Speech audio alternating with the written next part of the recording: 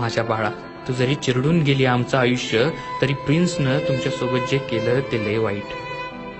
बाळा, त्याला काय माहीत माझ्या या काळजाच्या तुकड्याला मी किती जपलं होतं.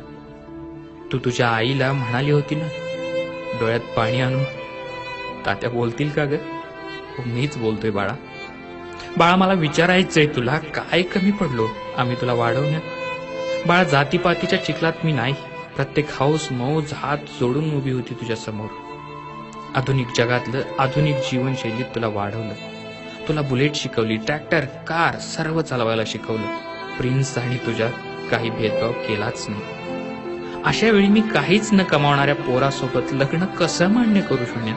कोणता गुण होता परशात म्हणून मी तुझा हात त्याच्या हातात द्यायचा होता? किशोर वयात मन हळवं व शरीराची भूक तीव्र असते, हे मान्य आहे मला.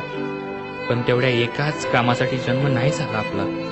या वयात उज्ज्वल करिअर करायचं सोडून तुम्ही आजकालची पिढी प्रेमातच करिअर करत आहात. बाळा, तुला जीवापाड जपणारी तुझी आई, तुझ्या केसालाही धक्का लागू नये याची काळजी घेणारा भाऊ, आजी, आजोबा, मामा, मावशी, काका, काकी, आत्या, या सगळ्यांचा एकदाही विचार नाही का गाला तुझ्या मनात? एका मुलासाठी एका झटक्यात आम्हाला लाथडून गेलीस. अगं, लहानपणी तुला झोपवण्यासाठी तासन तास खांद्यावर घेऊन फिरायचो ग मी. तेव्हा झोपेतही कोणाकडे जात नव्हती मला सोडून तू. आम्हा सर्वांपेक्षा काल परवा भेटलेला तो एक पोरगा जास्त महत्वाचा वाटला तुला. आरचे, हे आकर्षण फक्त तुलाच वाटत होतं असं नाही, ते प्रत्येकालाच असतं या वयात. काही जगावेगळं सैराट करावं असं प्रत्येकालाच वाटत असतं. कधीतरी बोलायचं होतंस माझ्याशी, नाहीतर आईशी. अगं, सैराट व्हायला का हा एवढाच मार्ग नाही? माझी जिजाऊंनी सैराट होऊन शिवबांना स्वराज्याचा धडा दिला. लक्ष्मीबाईसारखं देशासाठी, मेधा पाटकर आणि समाजासाठी, तर मदर तेरेसा रंजल्या गांजल्यांसाठी सैराट झाल्या होत्या. तुला माहिती आहे का, तू गेल्यानंतर आपल्या तालुक्यात लोकांनी पोरींना शाळा कॉलेजात पाठवणं जवळपास बंदच केलंय. आणि बऱ्याच कवळ्या पोरींची लग्न उरकलेत मायबापांनी अशा सैराट होण्याच्या भीतीनं.